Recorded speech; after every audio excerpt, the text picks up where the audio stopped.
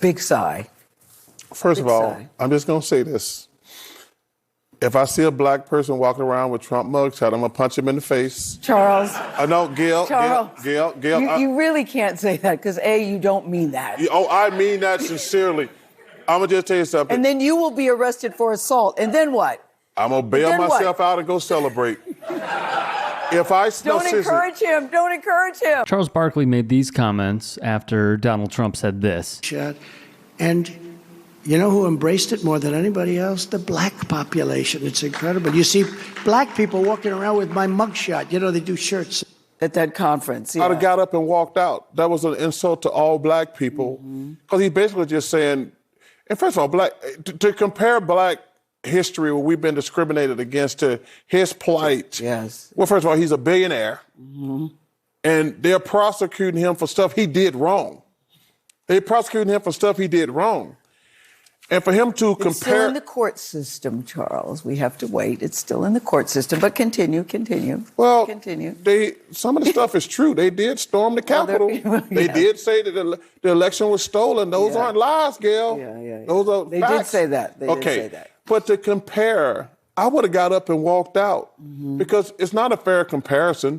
You know, he's a billionaire. He's had a great life. He's been president of the United States. To insult black people who have been discriminated against all these years, to put them in the same category, I was just offended. Speaking of being offended, his punch comment riled up MAGA. So in that vein, that clip that you all just saw has been seen millions of times, and there have been quite a few articles written about it, and that's before we even get to the social media comments, which look a lot like this gentleman. He's very large. He's wearing a mugshot of the T-shirt, or photoshops of large men wearing the T-shirt that say, "I hear Charles Barkley's looking for me."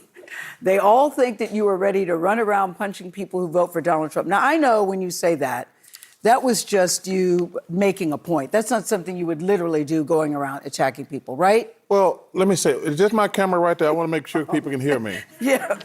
Number one, obviously, I'm not gonna go around punching random strangers in the face, first and foremost.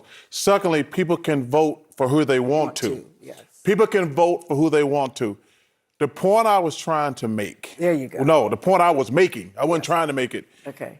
When Donald Trump compares his plight with that of the black person, that is what I had a problem with. Now, I do want to say this. I want to make it perfectly clear. If you're a black person and you're wearing a Donald Trump mugshot, you are a freaking idiot. And I'm only saying freaking idiot because they won't let me say what I really want to say. But you can figure it out. It starts with an F. Thus, hearing the critiques, he wouldn't back down. People can vote for who they want to. Yes. But for him to compare his plight with that other African, I don't even like that term, the black people in America is asinine and stupid.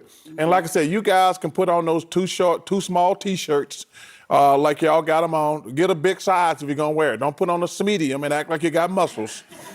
But that is so, that bothered me. That irritates it bothered me because for him to compare a white billionaire who is in trouble because of stuff he did.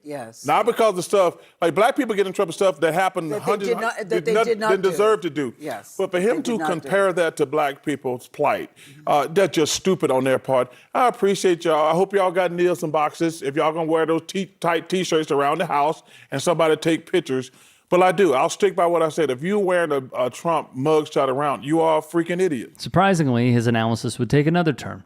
The reason I think the Democratic Party and Mr. Biden, President Biden, is losing black votes is they only care about black people every 4 years.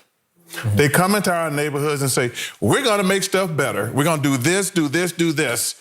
And then finally, us black people are like, man, other than our ability to dunk a basketball, all my neighborhoods are still the same. Our schools are still the same. Our CEO, Cenk Uygur, responded and gave his take. First of all, Charles Barkley is 100% right. And this is why when Barkley was signed to do the show on CNN, I said he's going to be the best host on CNN. You know why? He's honest, and that's what he's known for. He's courageous in what he says, and he's rich. Wait, why does being rich matter? because you're not going to intimidate him. Oh, well, you're going to lose this job at CNN, and then you're not going to have money and status anymore. That's what scares a lot of the reporters to being like, what do you need me to say? Of course, well, of course, whatever's not true, I will say in favor of corporate politicians. Now, they don't say it like that, but it's implicit, right? But with Barkley, good luck trying that. Nothing can shut up Charles Barkley, which is what I love about him. So is it true that the Democrats say a lot of sweet things to black voters to try to get them on their side? Yes. Is it true that they never deliver? Pretty much yes. Is it true that the Republicans are worse? Yes. But so if you're bragging that you're zero and the other side is negatives, I don't think that's the brag that you think it is. I have a lot of thoughts here, but first things first. If you can, support the network, go to tyt.com/join to keep us afloat. And if there are any stories that we have missed on this medium of TYT Sports, get at me and follow me. Twitter, Instagram, TikTok. DMs are open. Appreciate your suggestions. Cenk touched on it, and I was a little more pessimistic. I'm just going to share a few thoughts here. The first is he is right about Charles Barkley. Barkley has been a breath of fresh air, although you may not agree with him at all times. One thing that I believe NBA fans, sports fans, excuse me, and also apparently political people is he will not back down from what he believes, for better or worse, which is fine because he's not going out there giving these, principled leftist socialist politics. He's going out there to be like a never Trumper. But he's also said that he's critical of Joe Biden, which is completely fair at this point and at this stage in the game. What I've seen with Charles Barkley from my days of watching him as a player, from the I'm Not a Role Model Nike campaign series, which totally took the world by storm, and then him becoming the most fantastic mouthpiece the NBA could ever ask for on TNT. My only question was, how was it going to bounce from one to another? And it has beautifully. It really has. So on that front, I completely agree with Cenk. I think him calling out a lot of the most powerful people has been a breath of fresh air. He does touch on a lot of things that are important and a lot of things that are true. And it's mainly both of them with Dems versus Republicans and how to vote and what do you get. And at this point, how I personally feel is the American public has just lost faith in the entire idea of big government because we know that they serve their corporate overlords. I was having a conversation earlier today with a loved one, and we were talking about Boeing, and then I brought up East Palestine and how Pete Buttigieg isn't going to do anything because he also gets the same donors and has the same donors as others who are lawmakers that are supposed to put these regulations in place for us. There is this distrust because we know that for 98% of the people in government, it is just a big con job.